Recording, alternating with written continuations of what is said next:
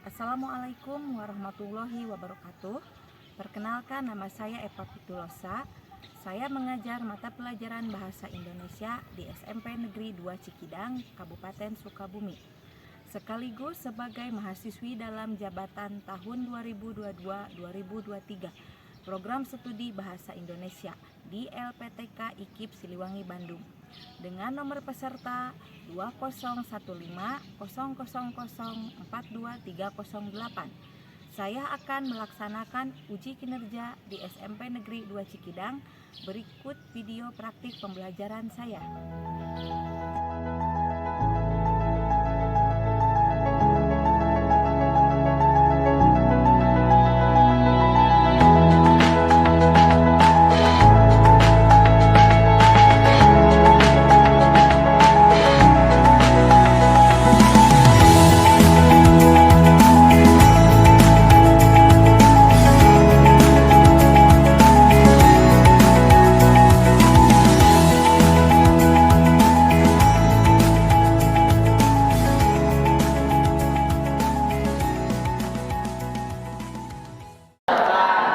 Bagaimana kabarnya anak-anak? Baiklah, sebelum kita mulai belajar, alangkah baiknya kita berdoa dulu. Coba Gio, Ibu minta pimpin berdoa dulu ya. Ayo Gio.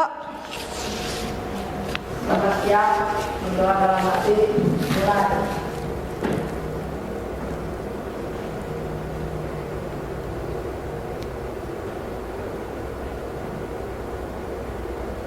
Doa selesai. Beri salam. Assalamualaikum warahmatullahi wabarakatuh. Waalaikumsalam warahmatullahi wabarakatuh. Nah, anak-anak, sekarang Ibu absen dulu ya kehadirannya. Ajijah, Dinar, Erik, Paijati, Gio, Kinanti, Leni, Lista, Mira, Muhammad Fadil, Putri Valeri, Siti Inayah, Sila, Tiara, Pika. Baiklah, hadir semua ya. Sebelum kita lanjut ke materi, anak-anak, Ibu ingatkan kembali, ketika kalian belajar, Ibu harapkan pakaiannya harus selalu rapih ya. Bajunya dimasukkan, tidak ada yang dikeluarkan. Fadil, Gio, dimasukkan tidak pakaiannya? Ya, masukkan dulu ya. Tolong itu kerapihan, jadi harus dimasukkan pakaiannya. Itu tentang, jadi kalian ketika belajar masuk ke sini berarti pakaiannya harus rapi ya. Terus tidak ada yang menggunakan handphone ketika belajar. Jadi ketika belajar kalian tidak boleh menggunakan handphone. Nah, baiklah anak-anak, sekarang Ibu akan menyampaikan materi pembelajaran tentang teks cerita fantasi ya. Nah, jadi kalian di sini akan belajar tentang teks cerita fantasi.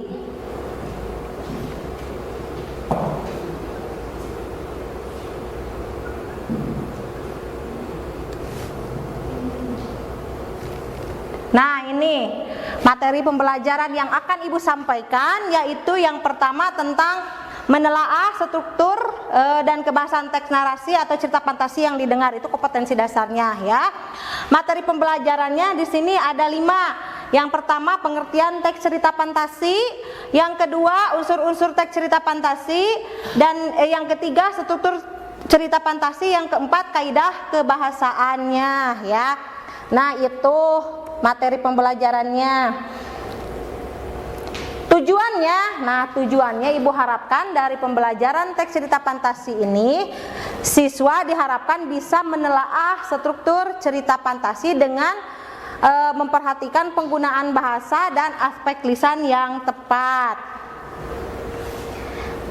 Coba sebelum lanjut ke cerita fantasi, Ibu mau bertanya dulu, ada yang tahu tidak apa itu cerita fantasi? Apa, Valeri, cerita fantasi? Cerita fantasi adalah cerita yang bersifat imajinasi. Iya, benar ya. Coba beri aplaus Bu untuk Valeri, ya, tepuk tangan. Iya, jadi cerita fantasi itu adalah cerita yang bersifat imajinasi. Nah, ya.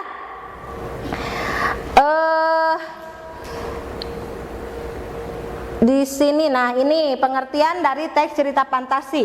Jadi cerita fantasi itu adalah sebuah karya tulis yang dibangun menggunakan alur cerita normal, namun memiliki sifat imajinasi dan hayalan sementara. Di sini, ini ada unsur-unsur cerita fantasi. Nah, tadi unsur-unsur cerita fantasi itu dibagi berapa, Pak Ijati? Dibagi 6 ya. Nah, ini jadi cerita fantasi itu ada 6. Yang pertama ada apa yang pertama itu? Erik? Non Rik?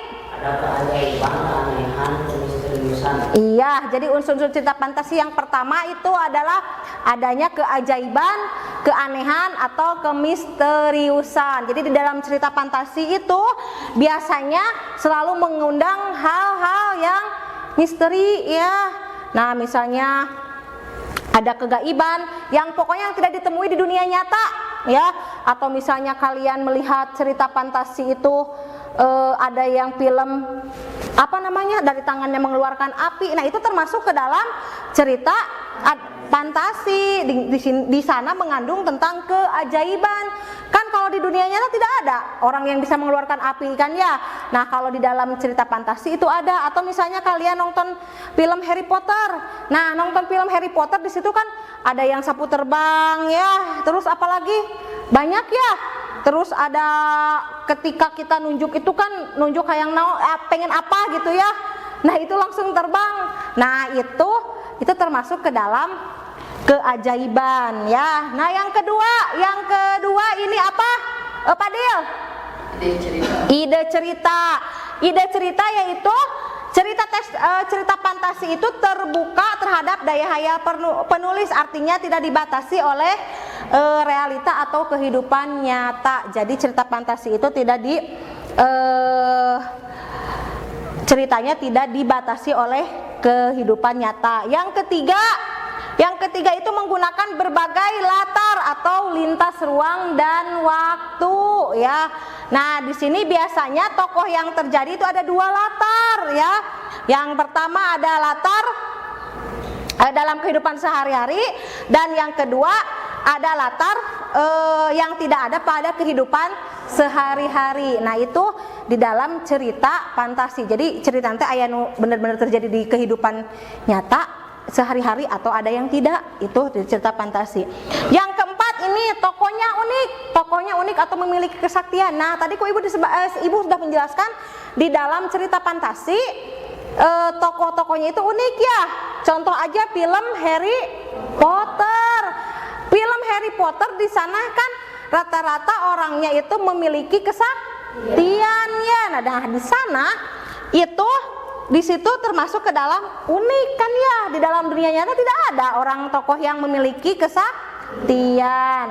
Yang kelima, bersifat fiksi. Fiksi itu adalah bukan kejadian nyata ya. Jadi cerita fantasi itu bukan kejadian nyata atau rekayasa. Dan terakhir, bahasa. Bahasa di sini digunakan adalah bahasa variatif atau menggunakan ragam percakapan. Jadi bukan bahasa formal ya. Itu adalah unsur-unsur cerita fantasi. Nah, sekarang jenis dan struktur cerita fantasi. Yang pertama dulu, jenis cerita fantasi dibagi berapa?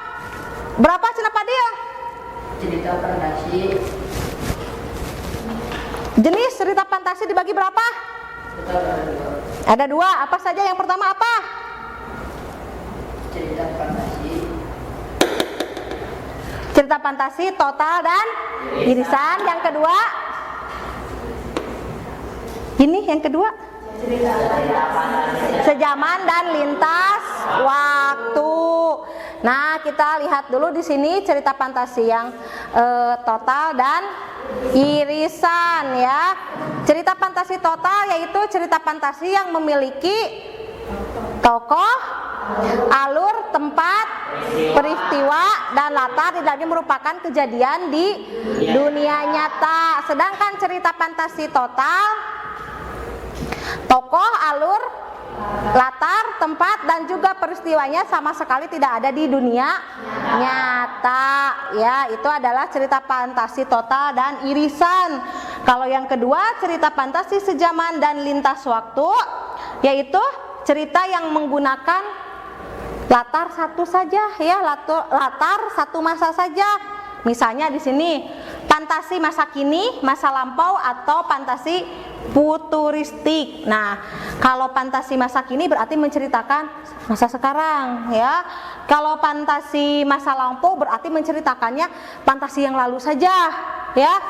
Terus kalau fantasi futuristik berarti masa yang akan datang. Jadi menceritakan setelah saya sekolah di lulus dari SMP Negeri 2 Cikidang, saya akan melanjutkan SMA di sekolah mana gitu. Akan saya melanjutkan kuliah di mana. Nah, itu berarti menceritakan masa yang akan datang ya. Lanjut ke pengertian struktur cerita fantasi. Nah, di sini struktur cerita fantasi dibagi menjadi 3. Ada apa saja? Orientasi, komplikasi, dan resolusi. Nah, kita lihat sekarang yang orientasi. Orientasi itu adalah bagian pengenalan nama tokoh, latar, dan tempat.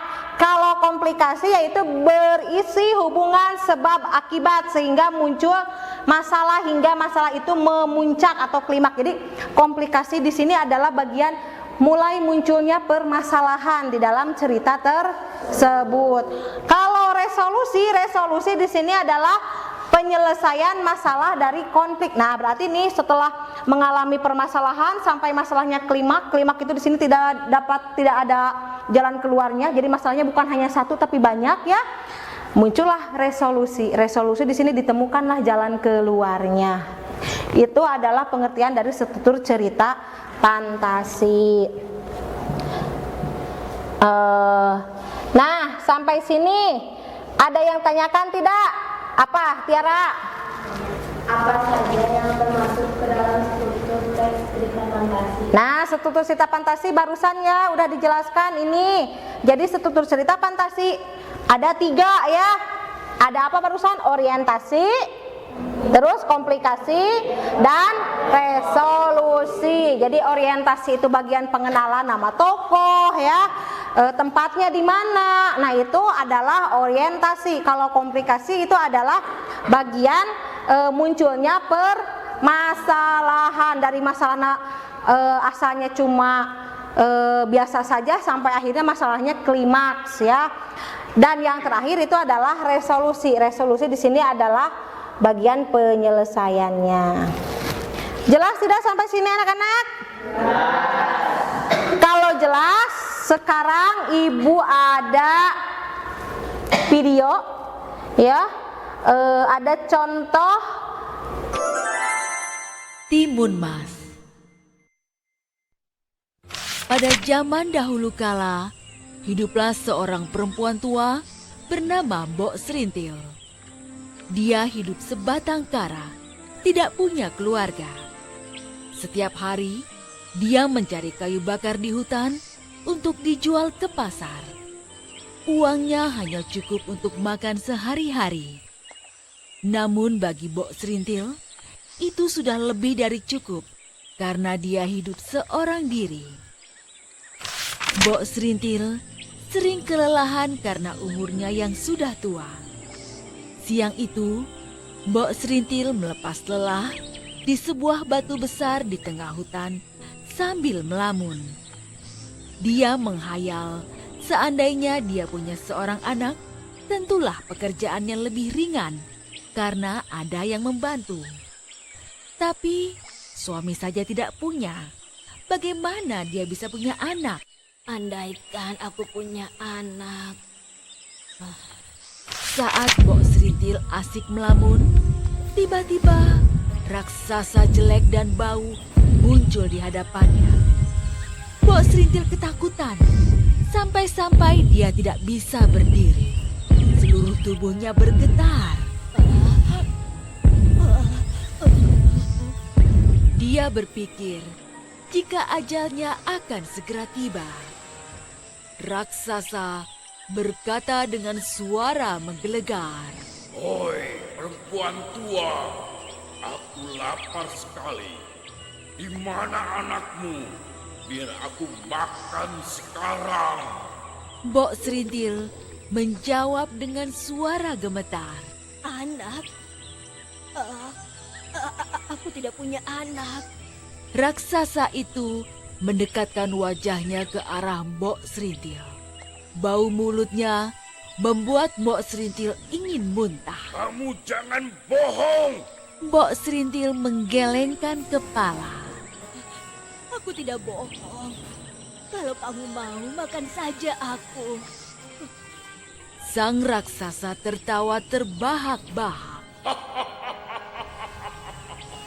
Aku tidak mau makan kamu. Kamu sudah tua dan peyot, bagiku pasti tidak enak. Itu pun kalau kamu punya daging. Bisa-bisa gigiku sakit karena menggigit tulang-tulangmu. Kemudian, raksasa itu memberikan sebuah kantong kecil berisi biji timun. Tanamlah biji-biji timun ini. Mereka akan tumbuh dan berbuah. Salah satu buahnya akan berwarna emas. Jika sudah masak, petiklah. Di dalam timun itu akan muncul seorang bayi. Rawatlah dia dan beri makan dengan cukup agar dia tumbuh sehat. Saat dia berumur 6 tahun, aku akan datang dan menagih anak itu. Dia pasti akan menjadi santapan paling enak. Paham? Mbok Serintil menerima kantong itu. Sekarang pergilah. Bentak raksasa itu. Baiklah, aku akan pergi. Suaranya yang keras membuat Mbok Serintil lari terbirit-birit. Sesampainya di rumah, Mbok Serintil melaksanakan perintah raksasa. Dia menanam semua biji timun itu di tegalan miliknya yang kecil. Setiap hari, dia menyiram dan merawat kebun timunnya. Seiring waktu, tanamannya tambah subur dan mulai berbuah. Benar apa yang dikatakan raksasa. Salah satu buah dari tanamannya berwarna emas. Mbok Serintil memberi perhatian khusus kepada timun emas itu. Timun-timun itu semakin hari semakin masak. Timun emas itu pun juga tumbuh besar. Sudah waktunya membelah timun itu. Sudah waktunya buat timun ini aku petik. Mbok Serintil akhirnya memetik timun emas itu dan membelahnya dengan hati-hati. Betapa terkejutnya dia karena mendapati seorang bayi perempuan menangis di sana. Hah? Wah, seorang bayi perempuan yang cantik. Mbok Serintil senang sekali dan mendekap bayi itu. Dia menamai bayi itu Timun Mas. Timun Mas tumbuh menjadi anak yang sehat, cekatan, dan terampil. Mbok Serintil tidak henti-hentinya bersyukur karena mempunyai anak berbakti seperti Timun Mas. Sini Mbak, aku bantu. Iya, Timun Mas sayang. Namun, jika dia teringat dengan janjinya dengan raksasa jahat itu, dia menjadi sedih. Karena sebentar lagi, usia Timun Mas hampir 6 tahun. Kekhawatiran Mbok Serintil terbukti. Raksasa datang untuk menagih janji. Untung, saat raksasa datang, Timun Mas sedang pergi ke pasar menjual timun-timun hasil kebun. Mana anakmu, nenek tua? Aku sudah tidak sabar ingin memakannya. Mbok Serintil berusaha menenangkan raksasa itu. Dia berkata padanya, Hai raksasa, timun Mas masih kecil. Belumlah enak dagingnya. Datanglah 2 tahun lagi. Pastilah dia akan jadi santapan yang lezat. Raksasa itu setuju dan berjanji akan datang 2 tahun lagi. Baiklah, awas ya. Aku akan kembali 2 tahun lagi.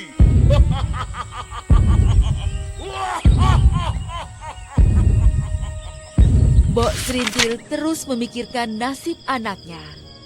Akhirnya, suatu malam dia bermimpi. Dalam mimpinya, ada seorang pertapa yang menyuruh Timun Mas pergi ke atas gunung. Suruhlah Timun Mas menemui saya. Baiklah, akan aku sampaikan kepada anakku Timun Mas. Mbok Serintil mengikuti pesan dalam mimpinya.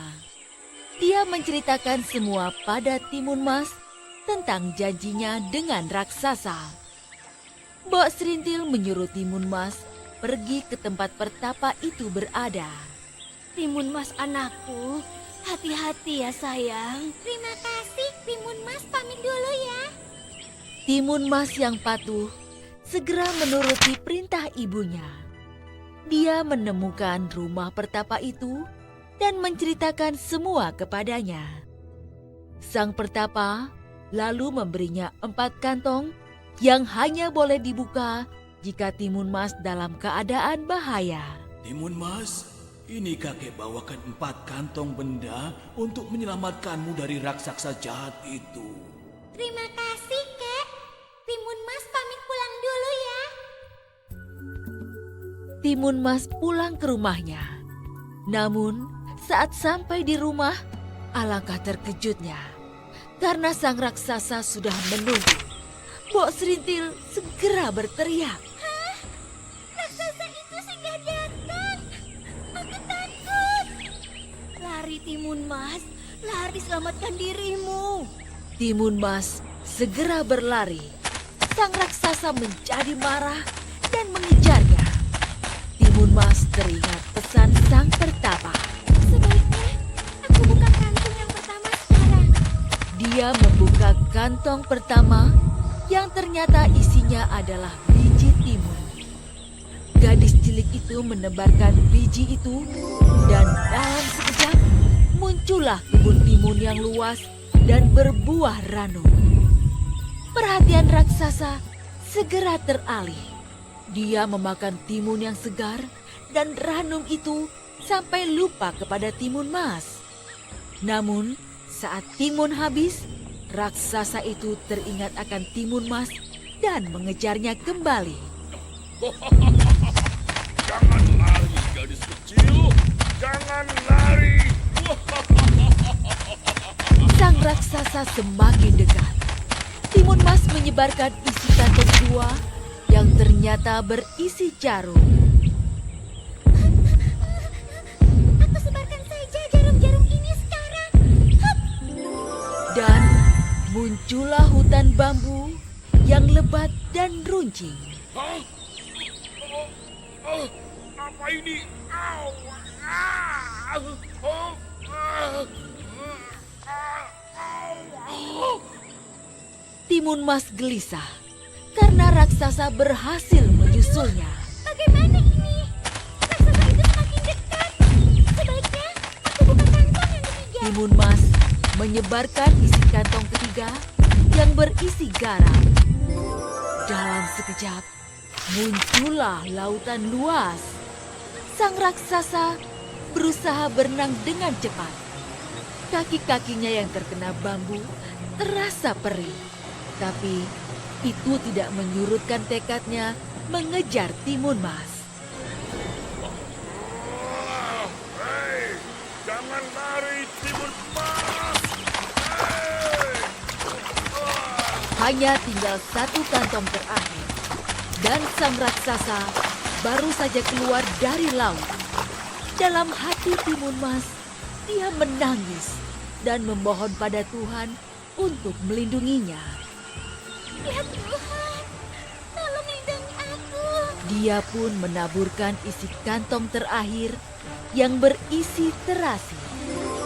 Dalam sekejap, muncul lautan lumpur ganas. Sang raksasa yang sudah sangat marah tidak menyadari bahayanya.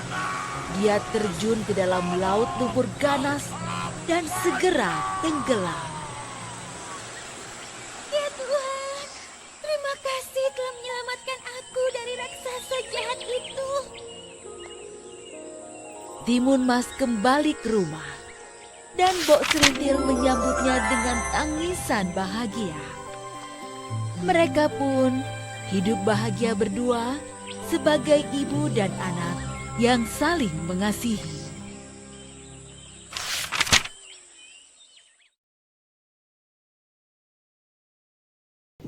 Tadi dari cerita fantasi Timun Mas bisa kalian simpulkan orientasinya apa? Coba. Orientasi tadi apa? Pengenalan. Ya, bagian mana pengenalannya di cerita Timun Mas itu? Mengenalkan namanya ya, Mbok Serintil, Timun Mas, sama siapa? Raksasa. Ya, itu orientasi. Komplikasinya di mana komplikasinya? Bagian komplikasi sebelah mana? Komplikasi itu apa tadi?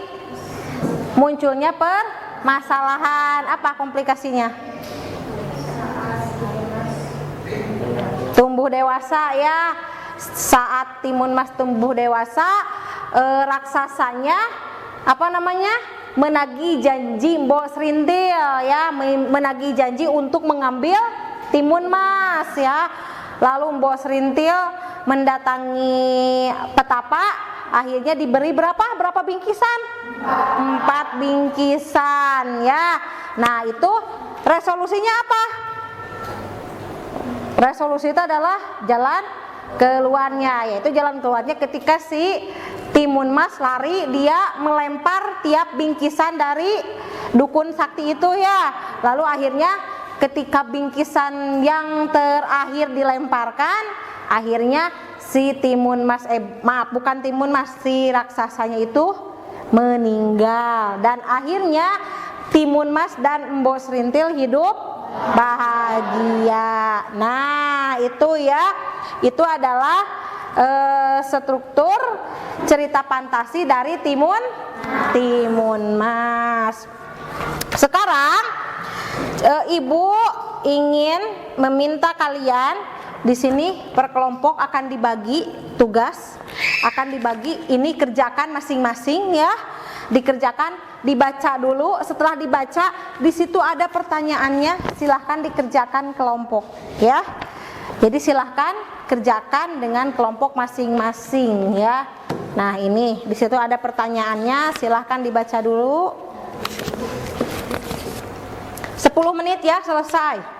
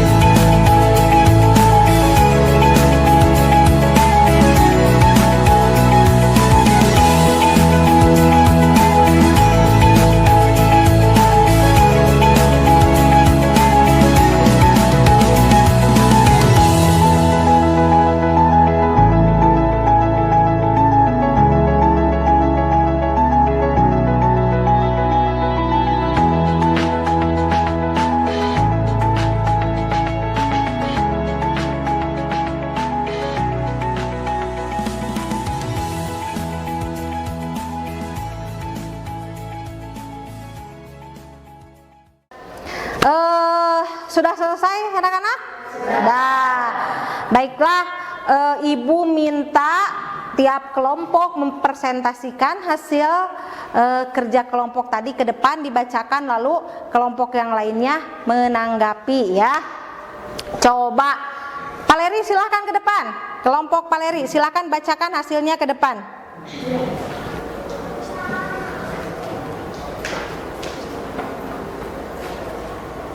Jawaban dari nomor 1 adalah isi ceritanya adalah menceritakan tentang Laila, seorang gadis miskin yang pandai. Jawaban keduanya, sayangnya kini ia tidak dapat menggambar lagi. Orientasinya apa? Yang bagian orientasinya? Ya, nomor 2 orientasi. Orientasinya menceritakan seorang gadis miskin yang pandai menggambar. Komplikasi.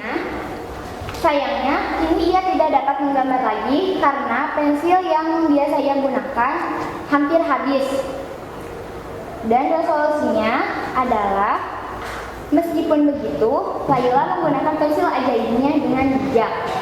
Ia tidak sembarangan menciptakan benda dengan pensil ajaibnya. Iya, sudah. Beri aplaus untuk Paleri ya. Nah, itu jadi orientasi dan komplikasi. Orientasinya yaitu menceritakan seorang gadis yang bernama Laila. Komplikasinya itu yaitu muncul ketika Laila ingin melukis ya, menggambar, tapi pensilnya itu habis. Dia tidak memiliki uang untuk membelinya. Lalu Laila menemukan pensil di jalannya ya. Setelah sampai rumah, dibukalah tasnya, lalu pensilnya digunakan menggambar. Alangkah kagetnya Laila ketika dari gambarnya itu keluar bentuk nyatanya ya. Asalnya kan Laila menggunakan pensil itu menggambar ayam ya. Alangkah kagetnya ketika gambar ayamnya itu menjadi kenyataan. Nah, resolusinya itu ketika Laila kaget dengan kegunaan pensil itu, lalu Laila beritikat walaupun seperti itu dia akan menggunakan pensil itu dengan bijak ya. Nah, itu. Nah, jadi anak-anak, dari materi yang Ibu sampaikan ini, kesimpulannya yaitu cerita fantasi itu adalah cerita imajinasi, yaitu cerita hayalan ya, tidak terjadi di dunia nyata. Nah, terus struktur cerita fantasi itu tadi ada 6 ya, dan jenis-jenis cerita fantasi ada 2. Nah, itu adalah kesimpulan dari cerita fantasi. Nah, baiklah anak-anak, sampai sini pelajaran hari ini, pertemuan kita hari ini. Kita lanjutkan pertemuan selanjutnya ya. Ibu harapkan kita ketika pertemuan selanjutnya kalian masih dengan materi cerita fantasi ya. Nah, anak-anak, Ibu beri tugas di rumah ya. Nanti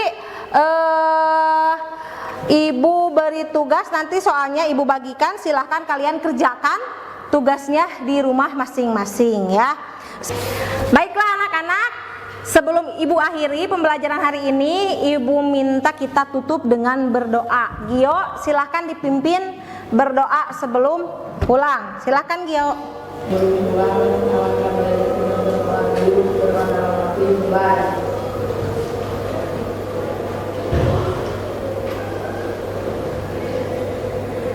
Berdoa selesai. Bersalam. Assalamualaikum warahmatullahi wabarakatuh. Waalaikumsalam warahmatullahi wabarakatuh.